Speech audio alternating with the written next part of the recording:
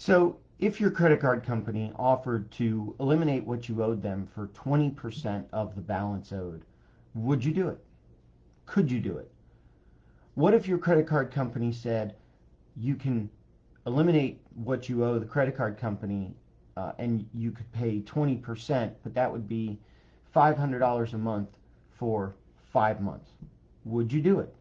Could you do it?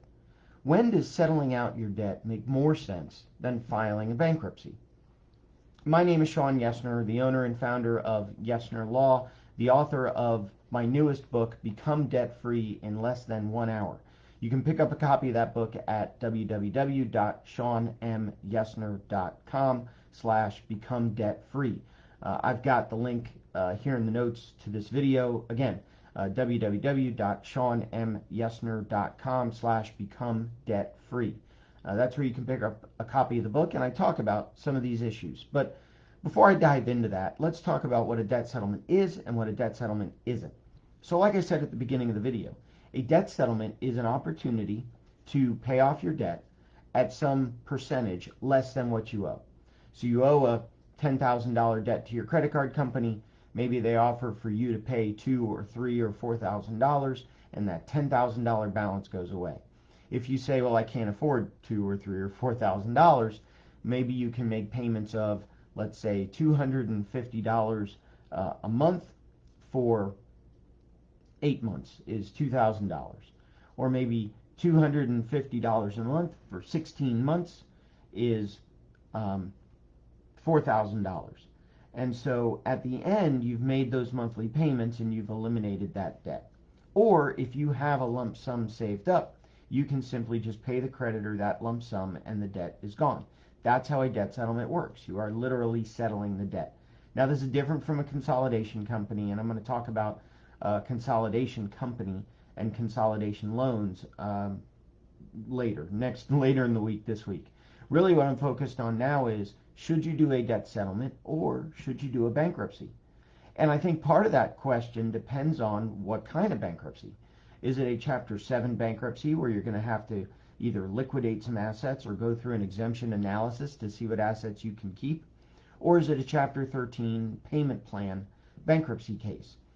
One of the other considerations that you need to put in your mind here is, will the debt settlement require that you fall behind? Now, I will never tell a client to intentionally fall behind on a debt that they owe, but I will tell them that there's no incentive for the bank to take a settlement if they're current on their loan. So a lot of times the clients will have to choose, in order to get this debt settlement, do I have to fall behind or do I not have to fall behind? Of course, once they fall behind, that impacts their credit. Now, compare that to a bankruptcy. You don't have to fall behind. You can be current and still file a bankruptcy. So in that sense, I think maybe put a check mark in the bankruptcy column as it being slightly better.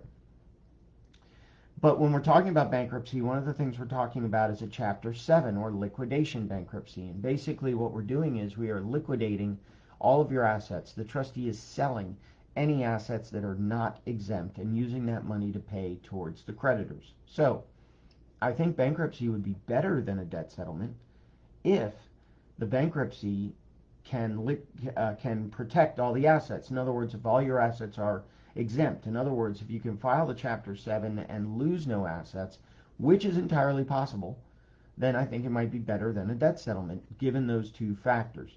And again, it is completely possible to file a Chapter 7 bankruptcy and keep all your assets. Very fact specific. Go ahead and talk to me or any bankruptcy attorney to figure out if that's the scenario. But typically, with a Chapter 7 and a debt settlement, I would tend to favor the Chapter 7 because you're not having to part with any cash to pay off that debt like you are in a debt settlement. But let's talk about a Chapter 13. A Chapter 13 is a payment plan bankruptcy. In other words, either you have assets that are not exempt, and so in order to keep those assets, you're going to pay the trustee over time, or maybe your income supports that you can make a monthly payment to the bankruptcy trustee. Now, in that scenario, comparing the bankruptcy to the debt settlement, I would probably choose whichever one resulted in the lower payments. I've had plenty of clients that have had debt settlements where bankruptcy, they can eliminate their debt over a slightly longer period of time, but for a lesser payment.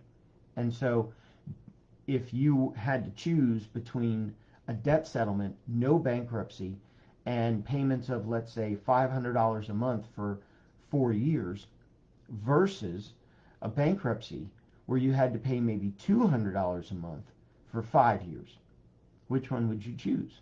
Maybe you want the extra year to get the bigger drop in payments. Maybe you want to be done sooner and you can afford the larger payments. So it's going to be very fact specific, but I think the simple answer to my question is if you want to file a Chapter 7, then you're better off doing that over a debt settlement, because a Chapter 7, if you can avoid parting with any money, whereas in a debt settlement, you're going to part with money either on a lump sum basis or on a monthly payment plan basis.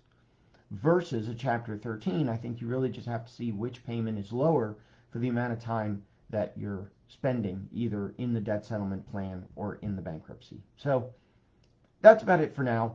What I would love for you to do is drop a comment. Let me know, which do you think is better, debt settlement or bankruptcy?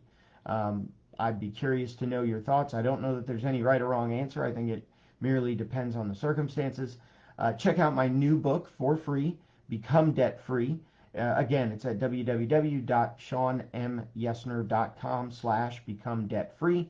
I do talk about debt settlements. I do talk about bankruptcies in that book as different strategies that can help you become debt free. So would really love it if you would support my new book, Become Debt Free, in less than 1 hour. Again, you can find it at seanmyesner.com/become debt free. And I will be back tomorrow to talk about another topic. Let's see, tomorrow I'm going to talk about the impact of a debt settlement on your credit.